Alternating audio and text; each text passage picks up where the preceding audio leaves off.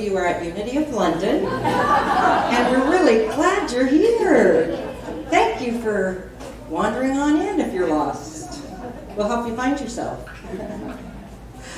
Welcome to Unity of London. Welcome to those online, whether you're watching now or the recording. We're grateful that you're also joining us. And is there anybody here for the very first time at Unity of London? All right, welcome. We're glad you're here. At the back of the sanctuary, you'll find a table that has some information about us. And you will be given, or they're back there, a blue piece of paper, which if you take it to the bookstore, you'll get a gift. And we look for your contact, that's it. We look for your contact information mainly so that we can, if you're okay with it, to add you to our mailing list every week, that we let you know what's happening at Unity. But we're certainly grateful that you're here. So, what's happening today? We have some special announcements. Pauline, you're up. Yay! Thank you, everybody.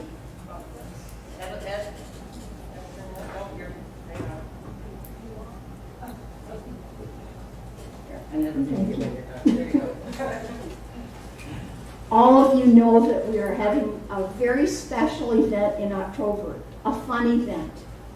And I said that I would share with anybody who came after the service to the volunteers meeting the theme. All I can say is this: it is a wonderful, wonderful theme. You will love it. There is not one person in this room who won't say, "Oh my goodness, it's a perfect theme for fall fun." So I hope to see you after the service. It won't be a long meeting. I really kept notes last year from wonderful planner Wilda. So I do have a little format with a list of all kinds of different ways that you might want to volunteer. And all of us know at Unity, it's through volunteering that you grow your spirit. And you all want to grow your spirit, so I hope to see you here. And maybe if we have a meeting we could either do it right after the service or at 12 o'clock, so you have a chance to do fellowship. So let's do it at 12 o'clock, so you can eat a lot and talk a lot. And our events are always wonderful, but this will be particularly wonderful. And a reminder that we have a pizza and principles class coming up on Sunday, September the 8th. It'll be facilitated by Reverend Laurie. And this is a class that teaches you a little bit about Unity if you're very new to Unity. It's also a prerequisite. Apparently not.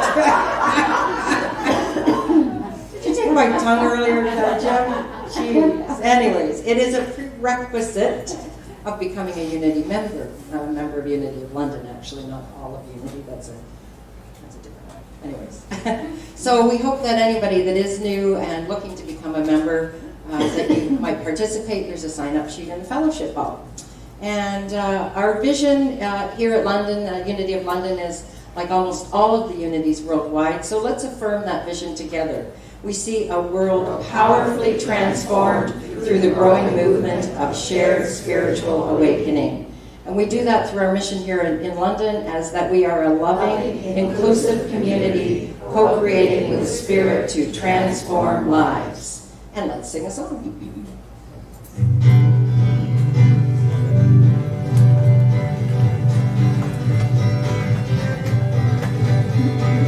I saw the light, I saw the light, the war darkness, the war night. Now I'm so happy, so inside. Praise the Spirit, I saw the light. I wondered, so is my favorite.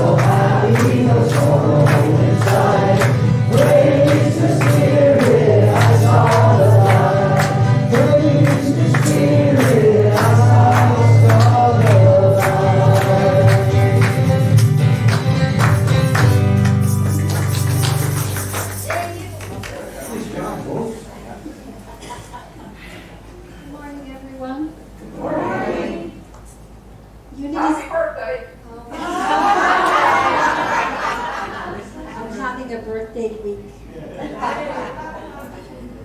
Unity's foundation is affirmative prayer.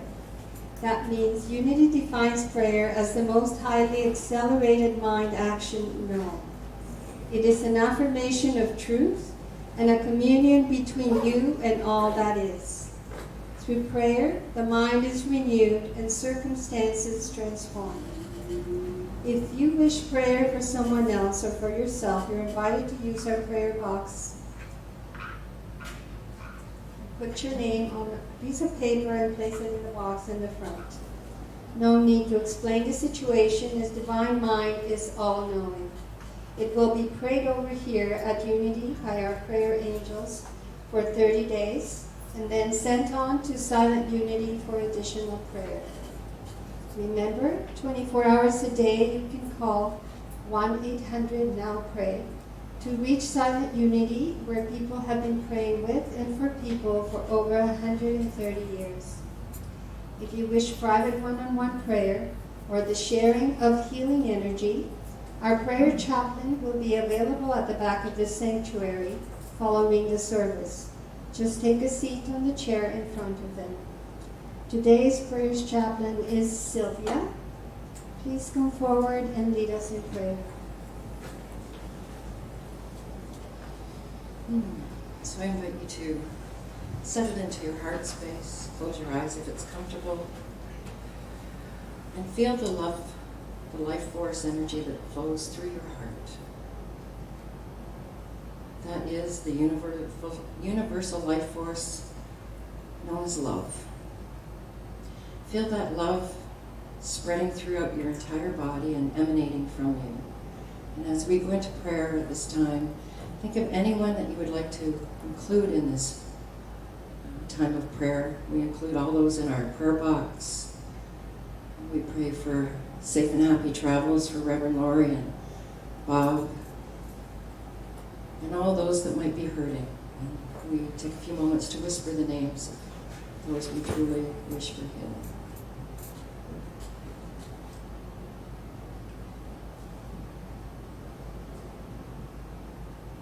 We include all spiritual gatherings that are happening today, and in particular all our unity gatherings. For there are many spirits, there are many paths to the one and only Spirit. Unity is all about being one. I feel called today to pray for our leaders all around the world. We see them making the right decisions for everyone, not just themselves. We know that they too are a divine expression of God. And so at their true essence is love. We see more love emanating from all the leaders of the world as we move towards peace. And we know it starts with each and every one of us. We give our love to the world knowing that it is making a difference. It is transforming the world. And we're so grateful that we are able to do this. We see it happening right now. And we say thank you. Amen. And now for our message from the Daily Word brought to you by Silent Unity. I am doing my part for world peace. Over and over, we are told that world peace begins with peace in our hearts. That's very good news. It means I can contribute to world peace every day. I don't have to be a diplomat or high-ranking government official to play a role in moving the planet toward peace. I only have to remember to choose peace in every situation. Peace is far more than refraining from physical violence. Peace is kinder thoughts and deeds. Peace is giving the benefit of the doubt. Peace is honesty and trust. Peace is even simple courtesy. Each time I see the face of God in another human being and treat that person accordingly, I contribute to world peace. And from Colossians 3, verses 15. And let the peace of Christ rule in your hearts, to which indeed you were called in to the one body. And be thankful.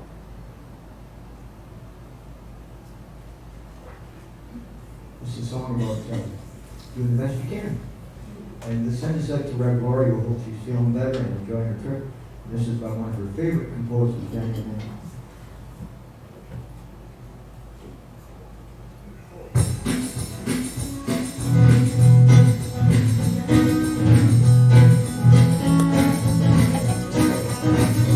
So I came to both of the river, and I didn't know which way I should go. I had no map, no compass, and no driver. Precious little information to show. It can be hard in this life to make decisions, but it's an altogether common thing to fail.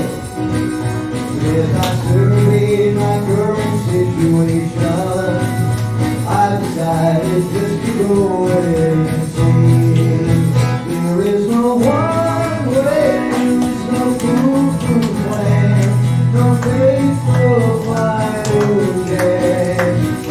Just wake up each day, do the best I can, when I hear the music dance. I confess I get confused quite often. Sometimes I hardly ever get it right. But I think life's about just fixing fear crying. So I just point my little boat toward the light. There is no one way, there's no foolproof plan, no faithful final chance.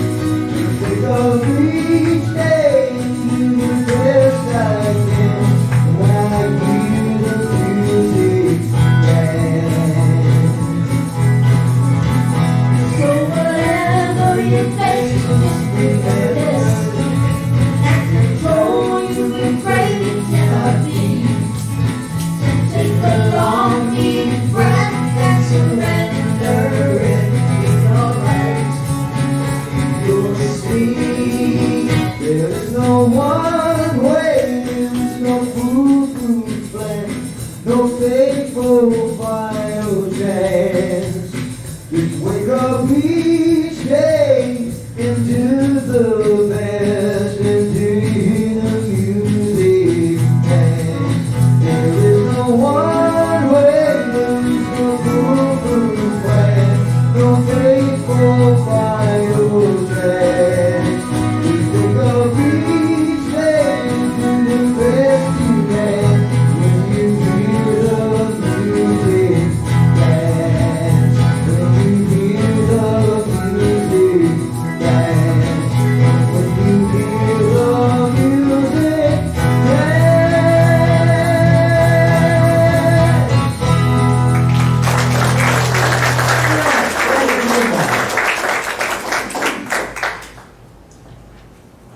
And there's lots of dancers in this crowd. Our speaker today is our one and only Pauline Duncan-Thrasher. And a little bit of things that you might not know about Pauline. Pauline began to seriously forge her own path when she chose to travel to Europe alone at the age of 37. 10 months of adventuring later, you didn't tell us much about the adventures. Chat with her at fellowship. She returned to London, Ontario, and we're grateful we did. Another exhilarating, challenging adventure was in deciding to marry Dan, and it was her first marriage, and she was 55. She was sure. Welcome our author, speaker, our prayer chaplain, and soon to be a Unity licensed teacher, Pauline.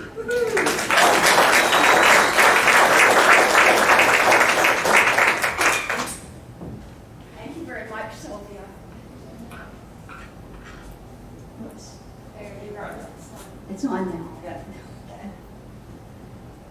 The main part of my message today comes from a wonderful book by a lady called Regina Brett.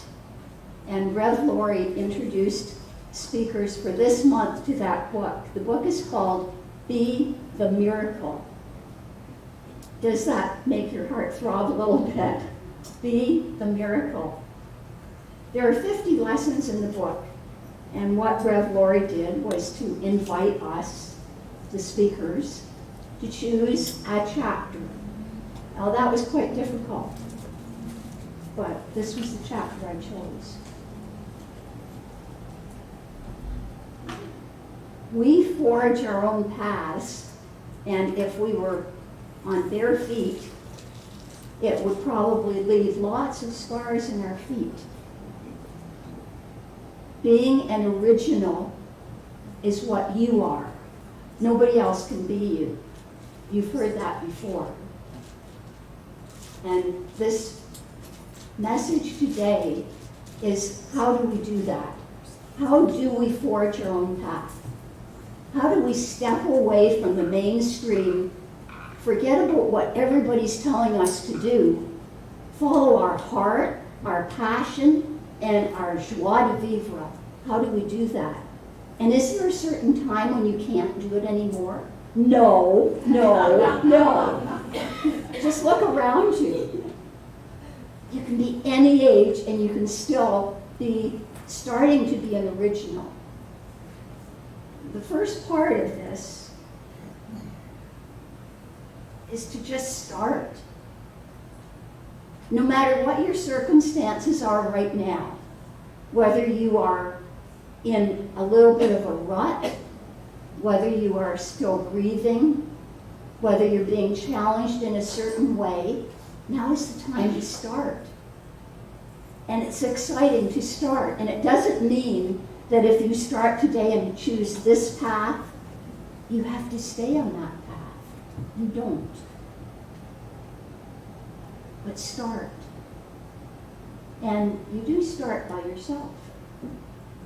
And this was Nido Qubein, one of my favorite authors, who said it doesn't matter where you are right now, just start. And here's a big lesson, a tough one. We have to let life prune us. Well, what does that mean? Chop off our arms and legs? No. But we have to be prepared to let go of certain tasks, maybe certain people, certain ways of being in order to totally grow. When Dan and I moved into our current house, there was a red maple. And it looked all dead on the top. The branches were all dry, and Dan said, oh, that tree doesn't look as though it's going to last. I said, yes it will, because the tree is so beautiful. And it was the prettiest thing in our yard. So I, who've never pruned before, got out the garden shears and managed to cut off the dead parts. Guess what? That's the nicest part of our front yard now. Think about your life.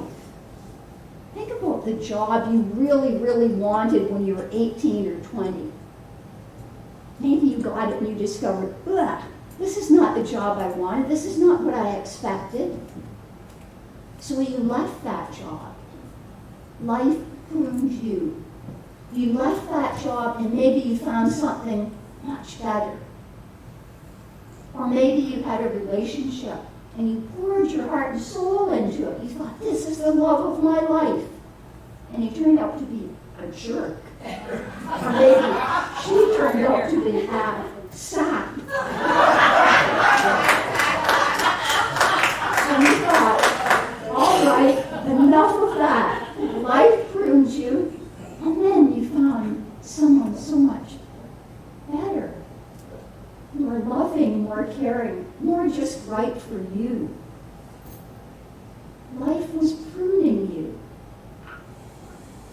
We have to be willing to accept that kind of pruning. Sometimes it comes without our wanting it. We're saying, no, prune me. I don't want that to happen. I just want life as it is. I was telling Blanca this morning, my husband decided he would sand the living room and the dining room floor. We have quite a small house, but it's a lot to do on your hands and knees. And then, guess what? After you sand, what do you have to do? Take all the furniture out. Guess who helped? that I must say. And sometimes we sand the rough parts away, or life does that for us. It sands away the gritty, rough parts that we hold on to so dearly. Our stubbornness, our temper, our impatience. And as life sands that away, or prunes it away, it reveals something that may be more vulnerable, maybe more open to hurt, but is also open to the riches of life.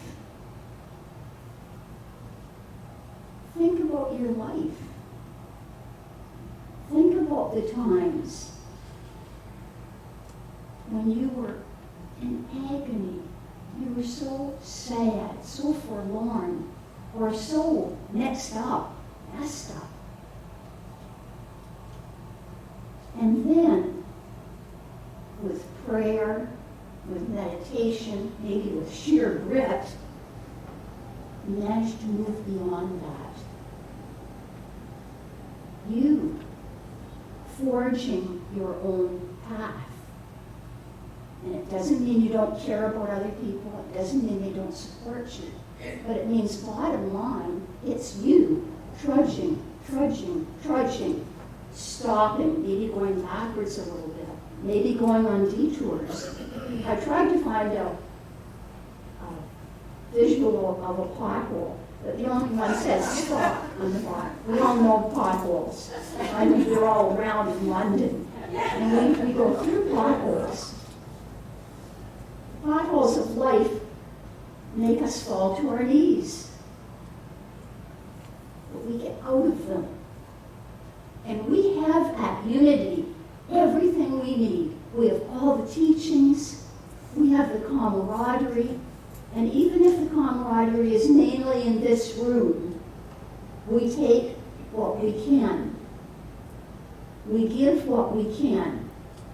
We absorb the positive energies, the beautiful music, the lyrics, the spirit, the prayer chaplaincy, the fellowship, and that gives us some strength to move on.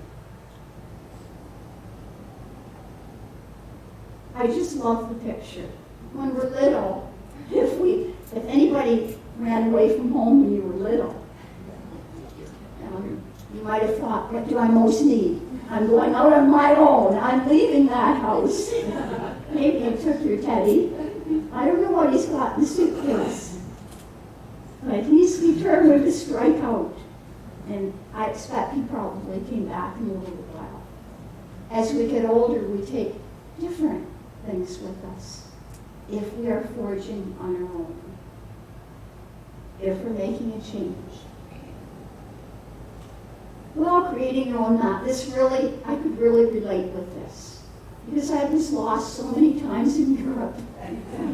Trying to read the map.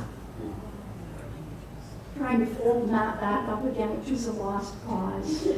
And setting forth on my own and just asking people for help. So, our wonderful author says this. When you run out of map, and instead of using other people's maps, it's better to create your own. Because no map tells you about life, right? So we create our own. But when you run out of map, use a compass. Now, I'm terrible at reading compasses, but there's another kind of compass. It's the compass inside you. It's the compass we all carry inside us. That still little voice that tells us if we are on the right track or whoops, wrong way, go this way. That inner compass, it points to our true north, the place designed for us alone, our heart's desire, to that spot God designed for you and just for you. That is so thrilling, and it's thrilling when you find it. So how do you find it? You have to be willing to go into the silence, to consult your inner compass, And from Corinthians, for we walk by faith, not by sight. We don't always know that it will all turn out perfectly. We set forth on a new adventure or choose a partner for life. There are no guarantees. Nobody says it will all be perfect. There'll be potholes and scars and maybe tears. But faith is guiding us, our inner compass. And this is a book I've been studying in the current course with Unity, a beautiful, amazingly powerful book called Discovering the Power Within You by Eric Butterworth. And Eric Butterworth calls this a guide to the unexplored depths within. I think it's in our bookstore. I'm not here to sell books, but I'm here to recommend this one. And Amber will let you know. Amber's right here. So this is what he has to say. We are human in expression. All our humanness, our ego, our frailties, even our personalities, as we talked about several months ago. But we are divine in creation. And we are limitless in potentiality. That can be a scary thought. That holds a lot of people back. You say, no, don't tell me I'm limitless. Tell me I can go this far. I'll stay where it's safe. Know the truth about yourself, about the indwelling potentiality of your own divinity. And how do we find that out? We meditate, we pray, we take courses. And I met someone last night, and she walks by. This is the second person who's told me this. Guess what they see? Our beautiful sign out there, thanks to Larry and Catherine. And she sees that when she walks by, and she said, oh, you have courses? And I said, yes.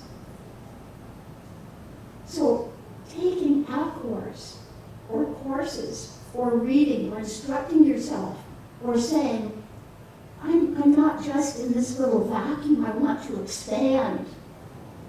That is finding out the indwelling potentiality and exploring it of your own divinity. We have freedom, not license, freedom.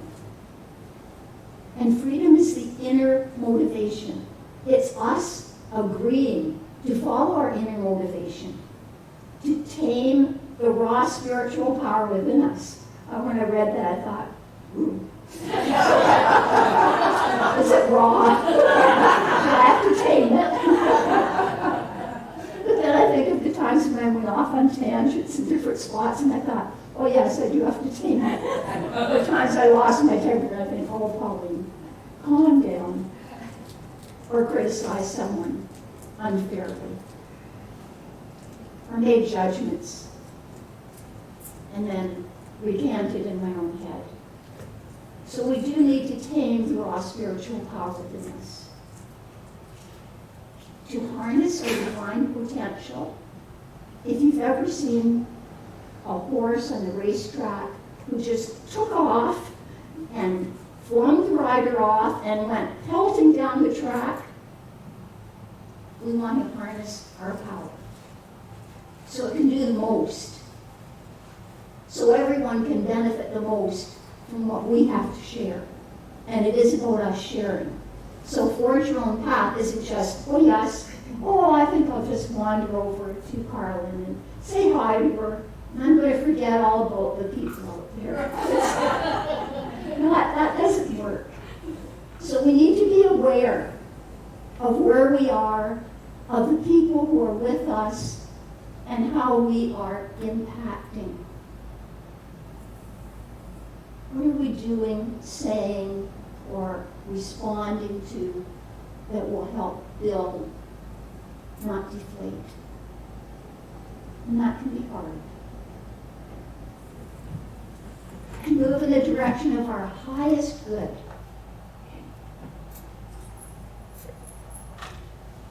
The hardest walk is walking alone. But it's also the walk that makes you the strongest. And your friends can come and comfort you in your grief. They can support you in your new ventures. They can encourage you with something that you've not tried before. But who walks that walk? We do. And we each have that potential, that ability. And I want to conclude with something very special, again from Be the Miracle.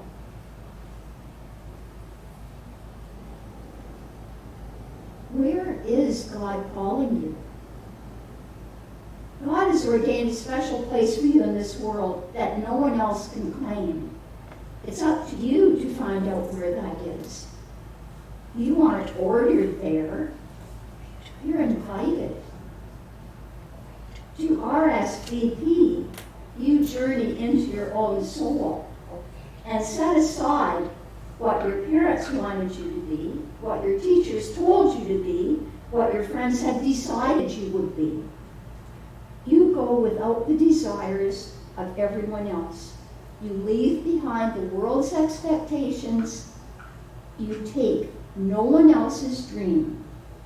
You sit in the silence of you and listen.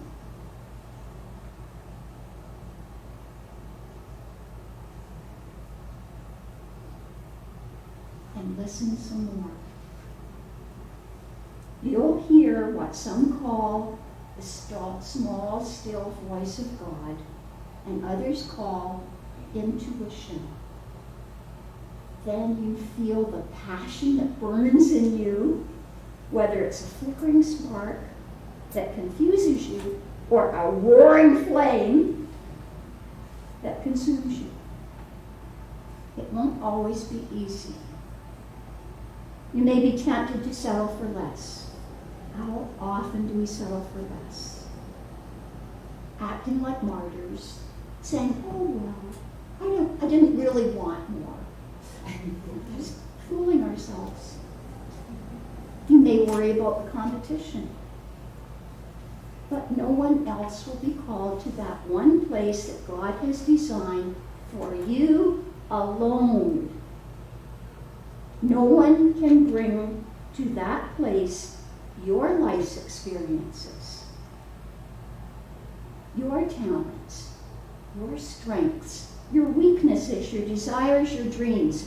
That place in life belongs to no one else but you. If you aspire to be someone else, guess what?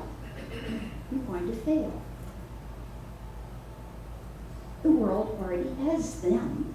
The world needs you. The path you forge may not make sense to anyone else in the world but you. It doesn't have to.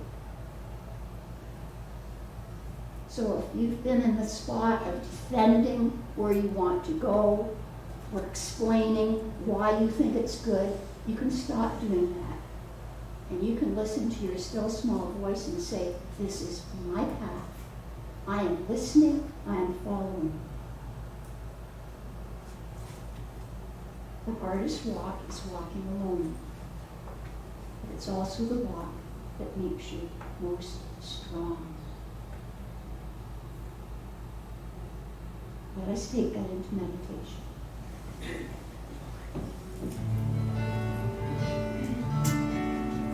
Surely the presence of love is in this place.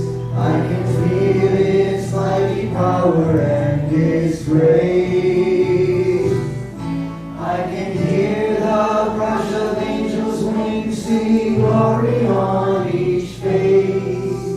Surely the presence of love is in this place. Surely the presence of love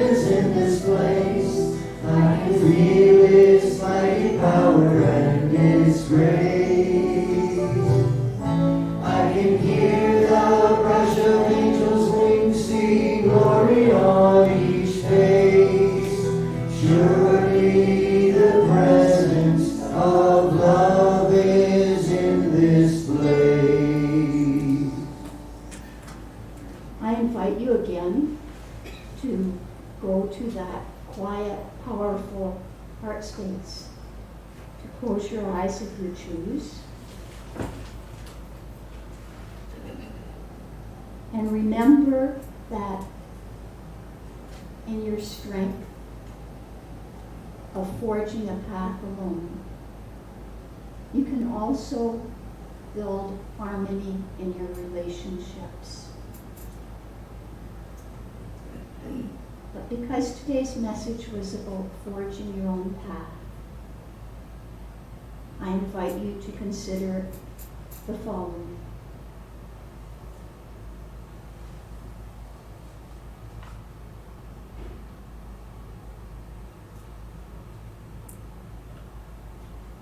Through inward revelation, know that you are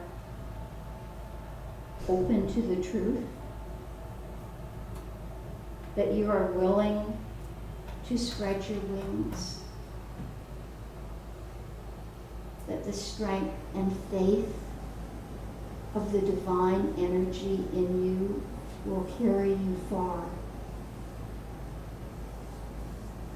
Imagine yourself being buoyed up on wings of strength, spiritual strength, a wondrous, strong, faith-filled exhilaration that takes you farther than you've ever been.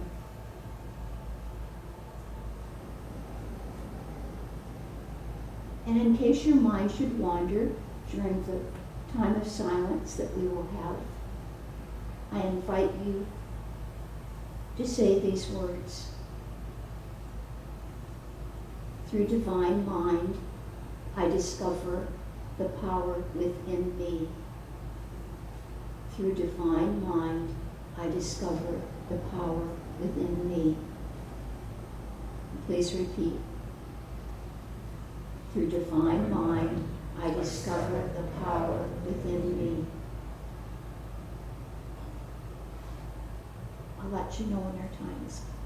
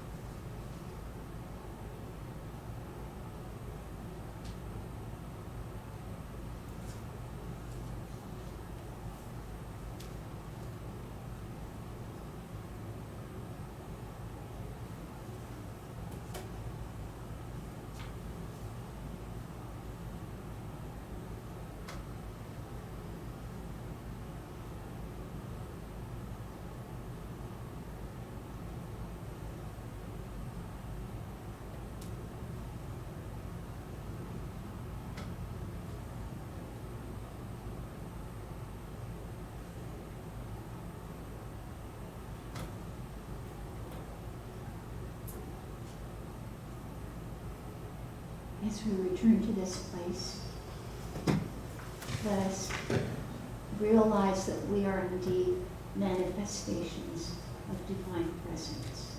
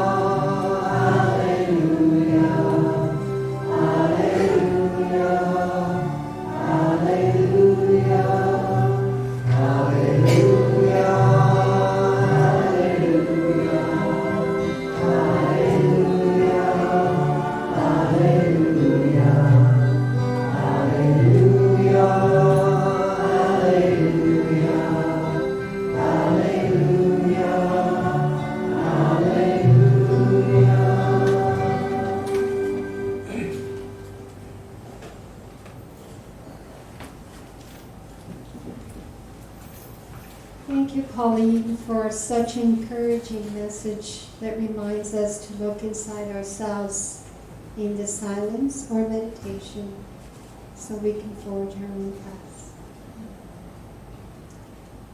Now is our time for giving and receiving your tithes and offering. Our unity principles teach us we are one with divine source, and so we give not to source, but as source. Giving has been described as a spiritual practice of radical generosity, giving to that what we wish to see flourish. Giving puts us in the flow of divine abundance. By the back door of the sanctuary on the wall, you will find intention cards. These may also be placed in the offering bag. This week, our prayer angels will uphold your intentions for what you want to achieve, either as a plan for your day or your life. Now let us affirm our prosperity together by singing our offering blessing.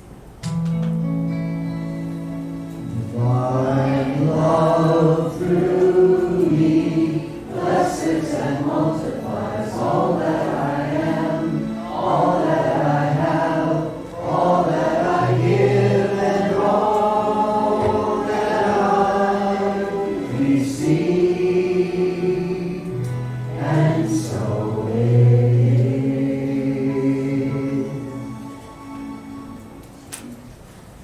Well, this next tune, if we can get through it with all this crackling that's going on here, is another Unity original. And yeah, that's what it is. It's a very powerful message, though. And the message is to just, when troubles come after you, just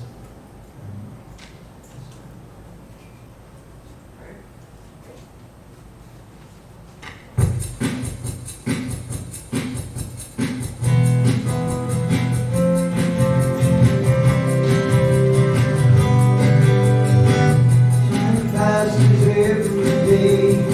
We lose what we do or say. We chase the future and regret the past. We don't fear that nothing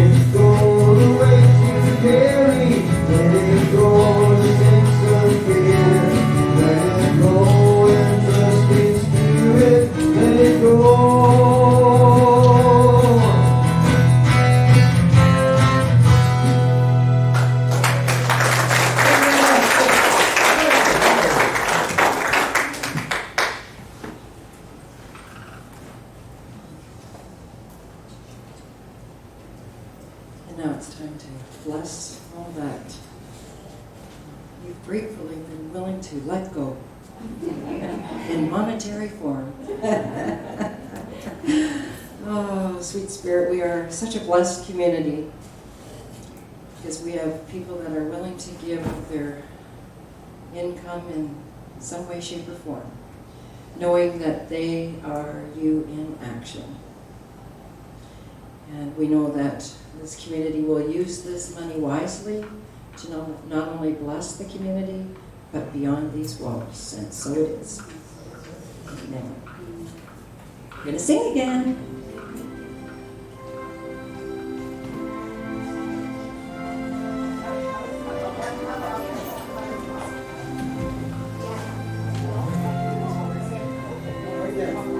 Peace in my life is growing because I choose love.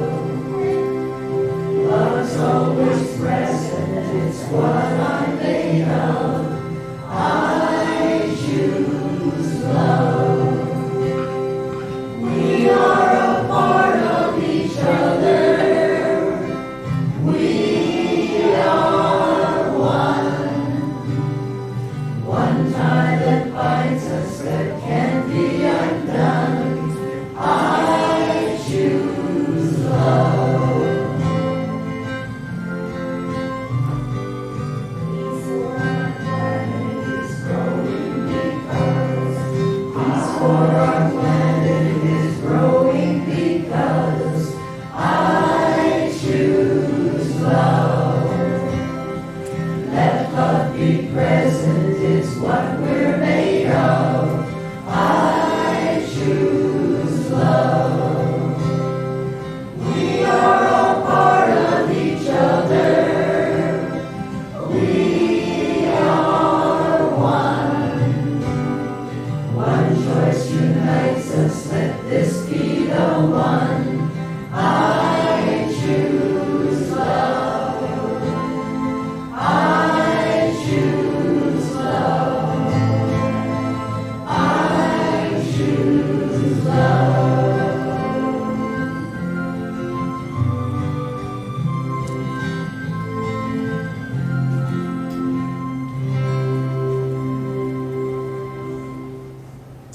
So as you go about this week, remember, just be you, no one else, because you are an original. And now our prayer for protection. The light of God surrounds me, I am light. The love of God enfolds me, I am love. The power of God protects me, I am power. The presence of God watches over me, I am presence. Wherever I am, God is, I am divine. Look what we're singing, Jack. There was a time in my life I thought I'd have to do it all for myself. Didn't know the grace of God was sufficient. Didn't know the love of God was at hand. Now I can say if you are discouraged, struggling just to make it through another day, we gotta let it go.